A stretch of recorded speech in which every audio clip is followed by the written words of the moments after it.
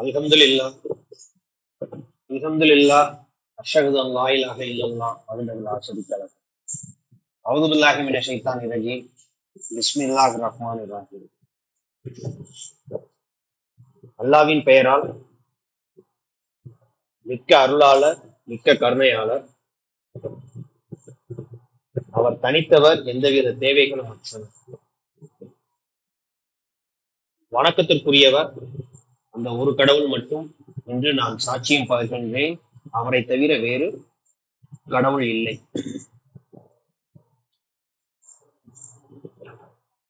இன்ஷா அல்லாஹ் இந்த ஜும்மாவுக்கு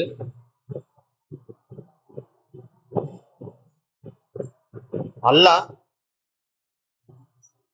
தன்னுடைய ஊழியர்களை வழிநடத்துவதற்காகவும் உலக மக்கள் அனைவருக்காகவும் இந்த இறுதி வேதத்தை கொடுத்திருக்கிறாரு. இது அல்லாஹ் என்ன சொல்றாரு அப்படின்னா, இந்த இறுதி வேதம் அப்படிங்கிறது ஒரு நினைவூட்டலா இருக்குது, வழிகாட்டியா இருக்குது, கலங்கரை விளக்கா இருக்குது, சத்தியமா இருக்குது அப்படிங்கிறாரு. இதுதான் சத்தியம் அப்படிங்கிறாரு. இதற்கு முந்தைய வேதங்களும் சத்தியம்தான். ஆனா இந்த இறுதி வேதம் அந்த முந்தைய வேதங்களை உறுதிப்படுத்துது, ரத்து செய்து உலக மக்கள் அனைவரும் பின்பற்றுவதற்கான ஒரு வழிகாட்டியா வேதமா இந்த குரான கடவுள் நமக்கு அருள் புரிந்துள்ளாரு. நிறைய இடத்துல கடவுள் சொல்லும் போது இந்த குரானை சத்தியம் சத்தியம் அப்படிங்கிறத சொல்லுவாரு. அப்ப சத்தியத்துக்கு போய் நம்ம அர்த்தங்கள் பார்த்தோம் அப்படின்னு சொன்னா அதற்கு நிறைய இருக்குது.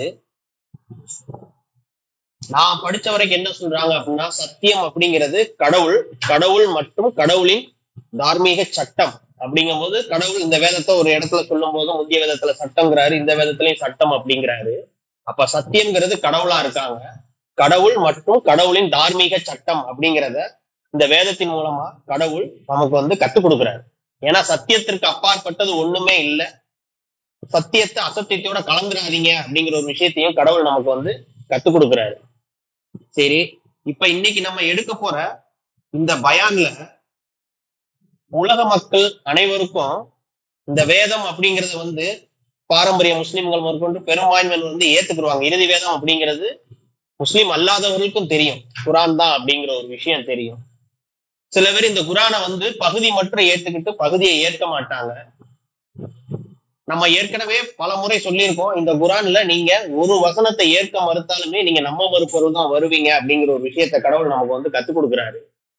அப்படி இருக்கும்போது இந்த குரான் உண்மை அப்படிங்கிறது அவங்களுக்கு தெரியும். ஆனா உடன்படிக்கை தூதர் சொன்னபடி இந்த குரானை அவங்க ஏத்துக்கிறாங்களா, பின்பற்றுவதற்கு இந்த குரான் மட்டுமா அப்படிங்கும் போது அவங்க அதுல தங்களுடைய நம்பிக்கையை வலுவிழந்துடுறாங்க. அப்ப என்ன ஆகுது அவங்கன்னா, அந்த மக்கள் ஊழியர்கள் என்ன ஆகுறாங்க அப்படின்னு சொன்னா அவங்க நம்ப மறுத்தல தான் போயிடுறாங்க. அப்ப அந்த இடத்துல என்ன ஆகுது அப்படின்னா, அவங்களுடைய அலட்சியம், உண்மைங்கிறது தெரியுது, இதுதான் சத்தியம் அப்படிங்கிற ஒரு விஷயம் தெரியுது.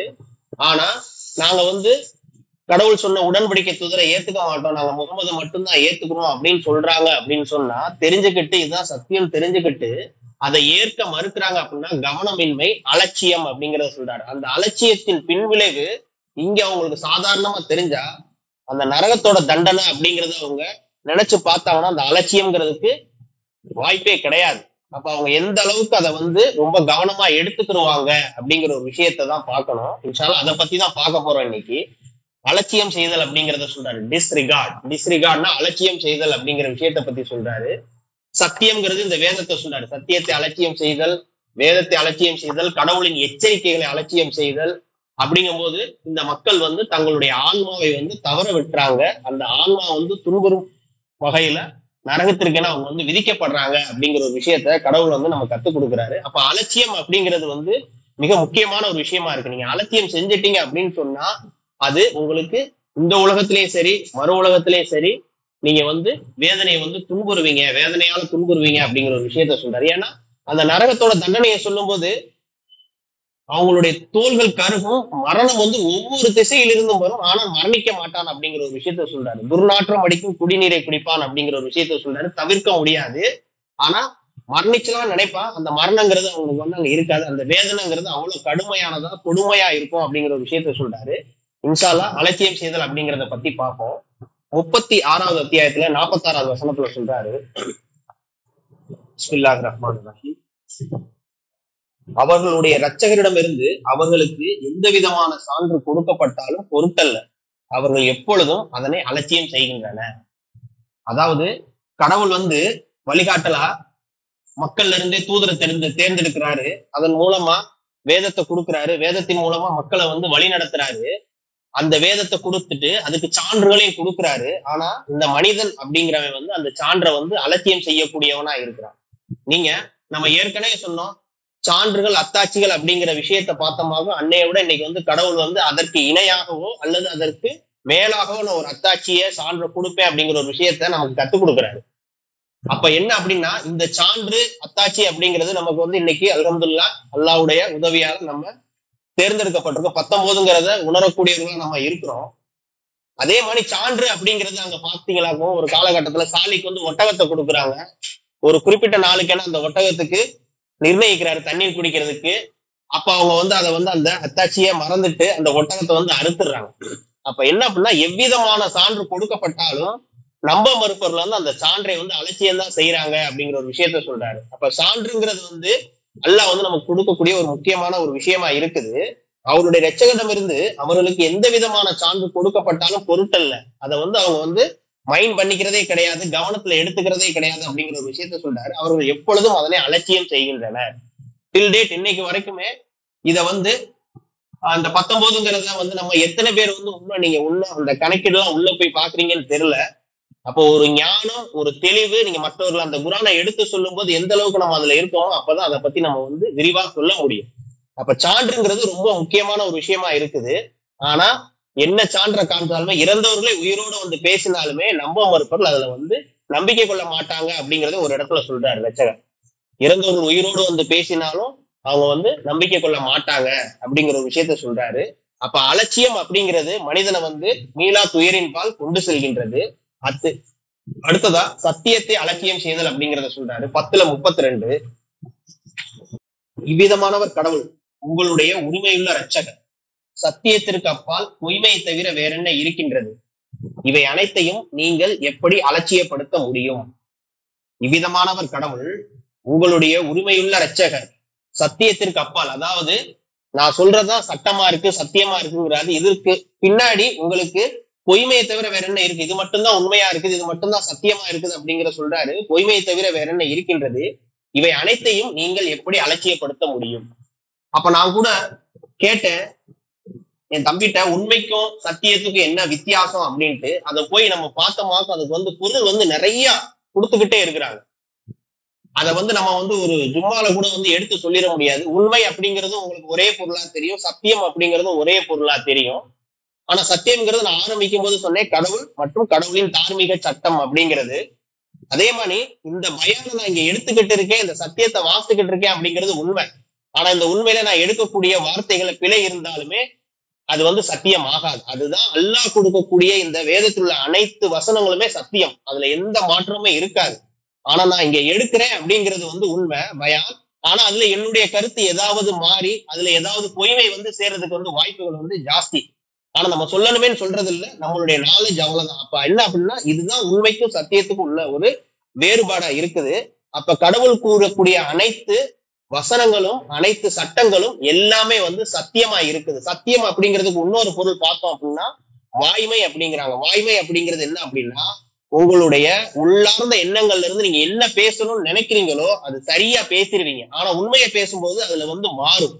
இதுதான் சத்தியத்துக்கும் உண்மைக்கு உள்ள ஒரு வித்தியாசமா இருக்குது. அப்ப கடவுள் ஏன் சத்தியம் அப்படிங்கிற ஒரு வார்த்தைய இதுல பயன்படுத்துறாரு அப்படிங்கறத நம்ம உன்னிப்பா எடுத்துக்கணும். அதுல அலட்சியமா இருக்கக்கூடாது அப்படிங்கிறத கத்துக் கொடுக்குறாரு. அடுத்து 58:19 சொல்றாரு, சாத்தான் அவர்களை கைகப்படுத்தி கொண்டான், மேலும் கடவுளின் தூதி செய்தியை அவர்கள் அலட்சியப்படுத்துமாறு செய்து விட்டான். இவர்கள் தான் சாத்தானின் கட்சியினர், மிக நிச்சயமாக சாத்தானின் கட்சியினர் தான் நஷ்டவாளிகள்.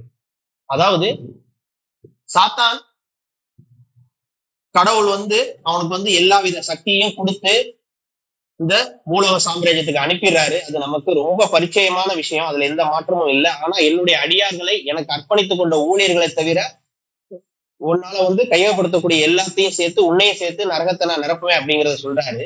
அந்த சாத்தானோட சேர்ந்து கொண்ட எல்லாருமே வந்து சாத்தானின் கட்சியினரா தான் இருக்கிறாங்க. அவங்கதான் வந்து எதிரணியினரா இருக்கிறாங்க.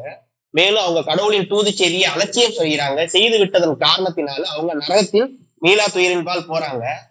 அதுதான் என்ன சொல்றாரு அப்படின்னா, ஓரணியின் செங்கற்கள் போல தூதர்கள், வேதம், நம்பிக்கையாளர்கள் இவங்க எல்லாமே வந்து ஓரணியினரா இருக்கிறாங்க. இந்த மாதிரிதான் நீங்க இருக்கணும், ஒரே சுவரில் உள்ள செங்கற்கள் போல அப்படிங்கிற ஒரு வசனத்தை நமக்கு ரொம்ப சுட்டி காட்டுவாரு.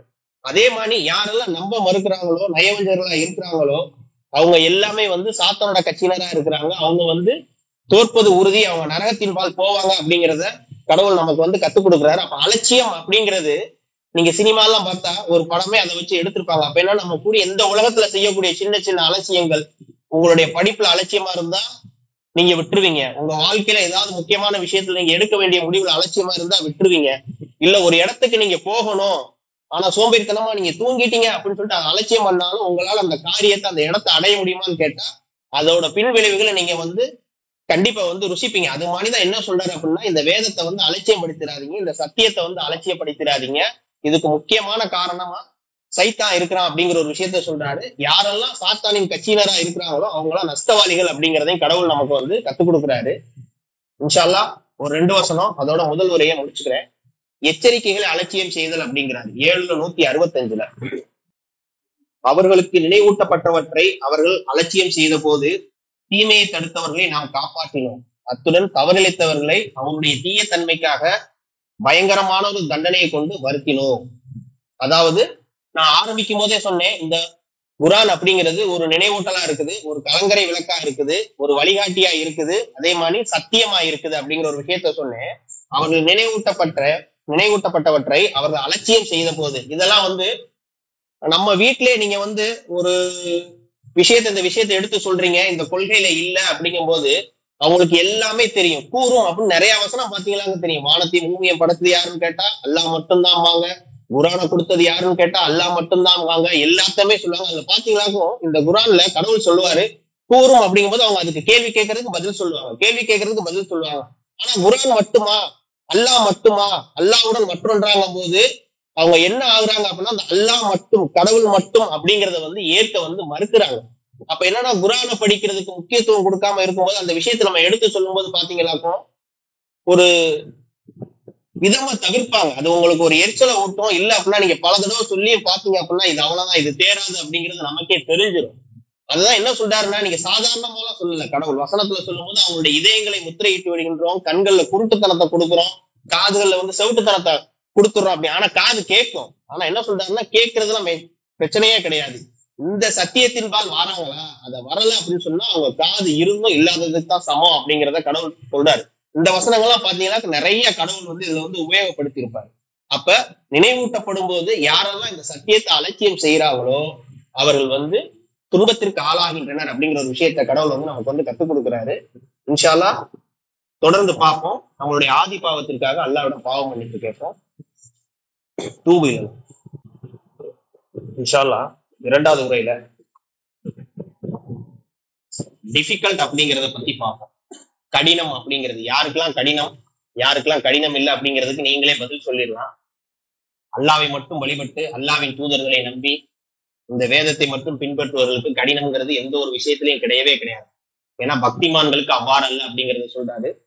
பயபக்தி உடையவர் வந்து இந்த சட்டத்தையும் இந்த வேதத்தையும் இந்த கட்டளைகளையும் வந்து உயர்த்தி பிடிப்பாங்க, நன்மையை கொண்டு தீமையை தடுப்பாங்க அப்படிங்கிற ஒரு விஷயத்த வந்து சொல்றாரு. அவங்கதான் நன்னறியாளர்களா இருக்கிறாங்க, அவர்கள் தான் என்னுடைய கட்சியினரா இருக்காங்க அப்படிங்கிற ஒரு விஷயத்த சொல்றாரு. இது நமக்கு ரொம்ப தெளிவான ஒரு விடைதான். கடினம்ங்கிறது யாருக்கு, கடினம் இல்லாதது யாருக்கு அப்படின்னு சொல்லிட்டு கடினமாக்கி கொள்ளுதல் அப்படிங்கிறத சொல்றாரு, டிஃபிகல்ட் அப்படின்ட்டு. 49:7 சொல்றாரு, மேலும் கடவுளின் தூதர் உங்கள் மத்தியில் வந்திருக்கிறார் என்பதை அறிந்து கொள்ளுங்கள்.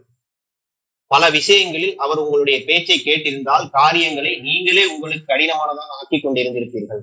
ஆனால் கடவுள் உங்களை விசுவாசத்தை நேசிக்கும்படி செய்தார், மேலும் உங்களுடைய இதயங்களில் அதனை அழகானதாக ஆக்கினார். மேலும் அவர் உங்களை நம்ப மறுத்தல், தீய நடத்தை மற்றும் கீழ்ப்படியாமை வெறுக்கும்படி செய்தார். இவர்கள் தான் வழி நடத்தப்பட்டவர்களாக இருக்கின்றனர். கடவுளின் தூதர் உங்கள் மத்தியில் வந்திருக்கின்றார் என்பதை அறிந்து கொள்ளுங்கள். பல விஷயங்களில் அவர் உங்களுடைய பேச்சை கேட்டிருந்தால் காரியங்களை நீங்கள் உங்களுக்கு கடினமானதாக ஆக்கி கொண்டிருப்பீர்கள். அதாவது உங்களுடைய கருத்துக்களுக்கு அவர் செவி சாய்ச்சிருந்தார் அப்படின்னு சொன்னா அது வந்து கடினமானதா ஆயிருக்கும். ஆனா கடவுள் என்ன செய்யறாருன்னா உங்களைய தேர்ந்தெடுத்து தூதர் மேல் நம்பிக்கை கொண்டு உங்களை தேர்ந்தெடுத்து தூதர் சொல்லக்கூடிய விஷயத்தை மட்டும் உண்மை நம்பணும் அப்படிங்கிறத சொல்றாரு. அதனாலதான் என்ன சொல்றாரு அப்படின்னா கடவுள் உங்களை விசுவாசத்தை நேசிக்கும்படி செய்தார், மேலும் உங்களுடைய இதயங்கள் அதை அழகானதாக ஆக்கினார்.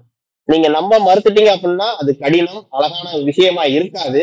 எப்படி விசுவாசத்தை கொண்டு உங்களை தேர்ந்தெடுத்து அதுல நம்பிக்கை கொள்ள செய்யறாரோ அப்படி உங்களுடைய இதயத்தை அழகானதை ஆக்கிட்டோம் அப்படிங்கறத சொல்றாரு. மேலும் உங்களை நம்ப மறுத்தல் அந்த விஷயத்துக்குள்ள நீங்க போகல, தீய நடத்தை, நீங்க இது உண்மையா இருந்துட்டீங்களாக்கோ தீய நடத்தை அப்படிங்கிறது வந்து வரதுக்கு வாய்ப்பே இல்லை. மற்றும் கீழ்ப்படியாமையை வெறுக்கும்படி செய்தார். கீழ்ப்படியாமைனா என்ன? கடவுள் மற்றும் கடவுளின் தூதருக்கு கீழ்ப்படிதல், என்ன சொல்லியிருக்காங்களோ அதுதான்.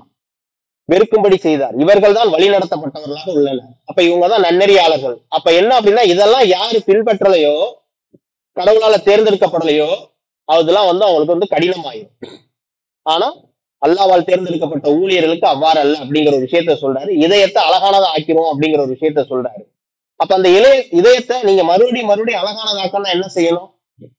அதான் நம்ம ஏற்கனவே சொல்ற பக்திமான் அப்படிங்கிறவங்க எப்படி இருப்பாங்கன்னா இதுல என்ன சொல்லியிருக்கோ அதை வந்து சரியான முறையில பயபக்தியோட பின்பற்றுவாங்க. அப்ப என்ன ஆகும்னா அந்த இதயம் வந்து நீங்க வந்து மற்றவங்களை வந்து ஒரு சொல்ல வெறுக்கும்படி கூட சொல்ல மாட்டீங்க. அதை நீங்க பார்க்கலாம். உங்களுடைய முந்திய ஒரு 20 வயசு முந்தைய வயசுல உங்களுடைய மூத்தவங்களா இருக்காங்க, அவங்களுடைய பேச்சு இல்ல அப்படின்னா இந்த உலகமே புரியாம உங்க சம வயது அதுக்கு கீழே உள்ளவங்க அப்படிங்கும் போது உங்களுடைய அந்த பேச்சின் பக்குவத்துக்கும் அவங்களுக்கும் நிறைய வித்தியாசம் தெரியும். ஏன்னா என்ன சொல்றாருன்னா சுத்தி வளைச்சு பேசாதீங்கிறாரு, அதே மாதிரி வந்து அழகான முறையில பேசுங்க அப்படிங்கிறாரு. அப்ப இந்த ஆன்மா அழகானதா, இதயம் அழகானதாயிட்டா உங்களுடைய பேச்சும் நடத்தை வந்து ரொம்ப தெளிவா அழகா இருக்கும் அப்படிங்கறத வந்து கடவுள் வந்து நம்ம கத்துக் கொடுக்குறாரு. இன்ஷால்லா தொடர்ந்து பார்ப்போம். 65:7 சொல்றாரு, 14:20 வானங்கள் மற்றும் முன்னாடி உள்ள வசனத்துல இருந்து படிக்கிறேன். 19 வந்து வானங்கள் மற்றும் பூமியை ஒரு குறிப்பிட்ட காரணத்துக்காக தான் கடவுள் படைத்திருக்கின்றார் என்பதை நீங்கள் புரிந்து கொள்ளவில்லையா? அவர் நாடினால் உங்களை அகற்றிவிட்டு புதியதொரு படைப்பை உங்கள் இடத்தில் மாற்றிவிட அவரால் முடியும். கடவுளுக்கு இது மிகவும் கடினமானதல்ல. என்ன அப்படின்னா நீங்க எல்லாருமே வந்து நம்பிக்கையாளர்களாகவும் இந்த உலகத்துல அனைத்து மக்களையும் மாற்ற முடியும் அப்படிங்கிறத வந்து கடவுள் வந்து சத்தியம் சொல்றாரு. அதுவும் வலிமை மிகுந்த என்ன சொல்றாரு, மிகவும் வலிமை வாய்ந்த வாயுதமா இருக்கு அப்படிங்கிறத சொல்றாரு. அதே மாதிரி நீங்க ரொம்ப நம்ம மறுத்தல போயிட்டீங்க அப்படின்னு சொன்னா அந்த இடத்துல உங்களையெல்லாம் அழிச்சிட்டு புதியதொரு விஷயத்த என்னால பண்ண முடியும், இது வந்து எனக்கு ரொம்ப கடினமான விஷயம் அல்ல அப்படிங்கிற ஒரு விஷயத்த சொல்றாரு. எப்படி சொல்றாரு அப்படின்னா வானங்கள் மற்றும் பூமியை ஒரு குறிப்பிட்ட காரணத்துக்காக தான் கடவுள் படைத்திருக்கின்றார் என்பதை நீங்கள் புரிந்து கொள்ளவில்லையா? அவர் நாடினால் உங்களை அகற்றிவிட்டு புதியதொரு படைப்பை உங்கள் இடத்தில் மாற்றிவிட அவரால் முடியும். கடவுளுக்கு இது மிகவும் கடினமானதல்ல. ஏன்னா சர்வ வல்லமை சர்வ சக்தி அப்படிங்கிறது வழக்கத்துல மடிச்சு வச்சிருக்கோம் அப்படிங்கிறாரு. இதெல்லாம் வந்து கடவுள் முன்னால வந்து நம்மளாம் வந்து ஏற்கனவே சொல்லியிருக்கேன் ஒண்ணுமே கிடையாது அப்படின்ட்டு. அப்ப என்ன அப்படின்னா எதனாலும் கடவுள் செய்யக்கூடியதுக்கு தயாரா இருக்கிறாரு. ஆனா முன்னரே தீர்மானிக்கப்பட்ட விதி அப்படிங்கிறத நம்ம கத்துக் கொடுக்குறாரு. அதோட நேரம் காலம் வரும்போது என்னுடைய அதிர்வானது இருக்கும் அப்படிங்கறத சொல்றாரு. அதே மாதிரி இந்த உலகத்திலேயே அவங்க வந்து சின்ன சின்ன விஷயங்களை வந்து நரகத்தின் தண்டனை வந்து சுவைப்பாங்க அப்படிங்கிறதையும் சொல்றாரு. சில சமுதாயங்களுக்கு அது நடக்கும் அப்படிங்கிற ஒரு விஷயத்தையும் சொல்றாரு. அது நம்ம பாக்குறோம். நமக்கு அண்டை மாநிலத்திலோ இல்ல அண்டை நாடுகளிலோ நடக்கும்போது அதை நம்ம பாக்குறோம். கடவுளோட தண்டனை வந்து அவங்க வந்து சுவைக்கிறது வந்து ஆட்டோமேட்டிக்கா நம்மளுடைய எண்ணங்கள் வந்து போகும். இது வந்து கடவுளுடைய திட்டம், கடவுளுடைய விதி அப்படிங்கிற ஒரு விஷயம். அதே மாதிரி இன்னொரு இடத்துல என்ன சொல்றாருன்னா சிரமத்துடன் லாபம் உள்ளது, நிச்சயமாக சிரமத்துடன் லாபம் உள்ளது. எந்த ஒரு மனிதனுமே வந்து ஏற்கனவே சொன்னதான் ஒரு வசனத்துல என்ன சொல்றாருன்னா ஓரளவு பயம், பசி, வாழ்வு, பணம் மற்றும் விளைச்சல் ஆகியவற்றின் மூலமாக வருடத்தில் ஒரு முறையோ அல்லது இருமுறையோ உங்களை சோதிப்போம் அப்படின்னு சொல்றாரு. அதே மாதிரி சொல்லிட்டு என்ன சொல்றாருன்னா சிரமத்துடன் லாபம் உள்ளது, உங்களுடைய கஷ்டத்திற்கு பின்னாடி நான் வந்து சந்தோஷத்தை கொடுப்பேன் அப்படிங்கிற நிச்சயமா வந்து கஷ்டத்திற்கு பின்னாடி இன்பம் அப்படிங்கிறது இருக்குது அப்படிங்கிற ஒரு விஷயத்த சொல்றாரு. ஏன் சொல்றேன் அப்படின்னா இந்த அலட்சியம் அப்படின்னு நம்ம முதல் உரையில பார்த்தது நீங்க வந்து பிறவமானி இருந்துடக்கூடாது. கடைசி வந்து கண்கட்ட பிறகு சூரிய நமஸ்காரம் அப்படின்ட்டு தமிழ்ல ஒரு பழமொழி சொல்லுவாங்க. நான் வந்து அதுக்கப்புறம் அவர் வந்து மூழ்கும் போது பிறவன் கையை தூக்கிட்டு அந்த இஸ்ரேலின் சந்தையினருக்குள்ள ஒரே கடவுள் தான் நானும் கடவுளா ஏத்துக்கிறேன் அப்படின்னு சொன்னா அந்த இடத்துல வந்து அது வந்து பயன் அளிக்காது அப்படிங்கிற ஒரு விஷயத்த சொல்றாங்க. அதுக்குதான் தமிழ்ல ஒரு பழமொழி சொல்லுவாங்க, கண்கட்ட பிறகு சூரிய நமஸ்காரம் அப்படின்ட்டு ஒரு பழமொழி சொல்லுவாங்க. அது என்ன அப்படின்னா அதுல வந்து ஒரு பயனும் இல்லை. அப்ப அலட்சியம் அப்படிங்கிறது உங்களுக்கு சாதாரணமான விஷயமா இருக்கும். ஆனா அந்த அலட்சியத்தை பத்தி கடவுள் எவ்வளவு அழகா நம்ம கத்துக் கொடுக்குறாரு அப்படிங்கிற ஒரு விஷயத்த பாருங்க. அதுக்கும் நான் சொல்லிட்டேன், நீங்க சொன்னீங்களாக்கும் அதை அவங்க எல்லாமே சொல்லுவாங்க, அல்லா அல்லா அல்லாம்பாங்க. ஆனா அல்லாவோட மற்றொண்டு அப்படிங்கும் போது அவங்களுடைய இதயங்கள் களிப்படையும் அப்படிங்கிற ஒரு விஷயத்த சொல்றாரு. குரான் மட்டும்தான் அப்படின்னாலும் அவங்க அதை ஏத்துக்க மாட்டாங்க. அப்ப என்ன அப்படின்னா, கடவுளோட திட்டம் ரொம்ப வலிமையா அழகா கட்டமைச்சிருக்காரு, ரொம்ப அழகா டிசைன் பண்ணி இருக்கிறாரு. அதுதான் சொல்லுங்க, போய் சொல்லுங்க அப்படிங்கிற. அதனாலதான் சொன்னேன் நானு, இந்த குரானை நீங்க எவ்வளவுக்கு எவ்வளவு திரும்ப திரும்ப படித்து அதை கருத்தூன்றி நீங்க அதை ஞாபகத்துல வச்சு ஒவ்வொரு வசனத்தோட ஒவ்வொரு வசனத்தை நீங்க சேர்த்து சேர்த்து திரும்ப திரும்ப படிக்கும் போது புதுசா உங்களுக்கு கடவுள் கத்துக் கொடுத்துக்கிட்டே இருப்பாரு. அந்த விஷயத்தை நீங்க சொல்லும் போது, அழகா நீங்க சொல்லும் போது அவங்களுக்கு அது மற்றவங்களுக்கு அந்த கருத்தை கேட்கறதுக்கு ஒருவேளை பயனளிக்க கூடும் அப்படிங்கிறாரு. கடவுளுக்கு தெரியும் இது மீறுமா இது மீறாதா அப்படிங்கிறது, கடவுளுக்கு எல்லாமே தெரியும். அப்ப என்ன சொல்றாருன்னா, அது ஒரு திட்டமா வச்சிருக்காரு, போய் சொல்லுங்க, ஒருவேளை அது பயனளிக்கலாம் அப்படின்ட்டு. அதே மாதிரி என்ன சொல்ற, ஃபெரோமானி இருந்தாங்க, கடைசியில போயிட்டு நீ நம்பிக்கை கொண்டு அதுல ஒரு பலனும் இல்லை அப்படிங்கிற ஒரு விஷயத்த சொல்றாரு. இந்த பயான்ல இந்த மாதிரி வசனங்களை பேசிக்கிட்டே போனோம். ஏன்னா குரானை நம்ம மறுபடியும் மறுபடியும் திரும்ப திரும்ப படிக்கும் போது அழகா கடவுள் நமக்கு அந்த நாலேஜை கொடுத்துருவாரு. ஏன்னா அந்த வசனங்களுக்கு அப்படியே போடும்போது அல்லாஹ் கொடுத்த இந்த சுப்ரீம் பவரான இந்த மூளை என்ன அப்படின்னா, அந்த ஒரு வசனத்தோட அங்க ஒரு வசனத்தை கடவுள் சொல்லியிருக்காரு அப்படிங்கிறது ஒப்பிட்டு பார்க்கும். அதுக்குதான் நான் என்ன சொன்னா, தினமும் கடவுள் சொல்றபடி ஒரு முறையாவது குறைந்தபட்சம் ஒரு பக்கமாவது படிங்க அப்படிங்கறத நான் ஒவ்வொரு பயான்லையும் சொல்லிக்கிட்டு இருக்கேன். ஏன்னா குரானோட தொடர்பு அப்படிங்கிறது தினந்தோறும் நம்ம வச்சுக்கிட்டே, அதை நீங்க பண்ணலாட்டி ஒரு 2 நாள் விட்டு பாருங்களேன், உங்களுக்கே அது வேற ஒரு விதமா இருக்கும். நார்மலா உங்க டேஸ் போற மாதிரி தான் இருக்கும். ஆனா ஏதோ அதுல ஒரு பிரச்சனையை நீங்க தொடர்பு தொழுகையை விட்டாலோ விட்டாலோ அந்த இது உங்களை ஒரு சின்ன டிஸ்டர்பன்ஸ் பண்ணிக்கிட்டு அதை நீங்க ஃபீல் பண்ணுவீங்க. நம்ம உடம்புக்கு எப்படி ஒரு உபாதை வருதோ அது மாதிரி அந்த ஆன்மா உங்களுக்கு சொல்லும். அது அதன் பக்கம் அப்படியே செலுத்திக்கிட்டே போகும். கடவுளின் பக்கம் உங்களை அழுத்தமா கொண்டுகிட்டே போகும். ஏன்னா இன்னொரு இடத்துல என்ன சொல்றாருன்னா, சத்தியம் அப்படிங்கிறது மிக அழுத்தமான ஒரு விஷயமா இருக்கு அப்படிங்கிறதையும் கடவுள் நம்ம கத்துக் கொடுக்குறாரு. இன்ஷா அல்லாஹ் அதனால எந்த ஒரு விஷயத்திலுமே அலட்சியமா இருந்துடக்கூடாது. அதே மாதிரி நம்ம அல்லாமல் தேர்ந்தெடுக்கப்பட்ட ஊழியர்களா இருந்தாலுமே கடைசி வரைக்கும் உறுதிப்பாட்டோட விசுவாசத்தோட இந்த சரணடைதல்ல இருக்கணும் அப்படிங்கிறது அல்லாட்ட பிரார்த்தனையா வைக்கணும். அக்கியம் சொல்லுங்க.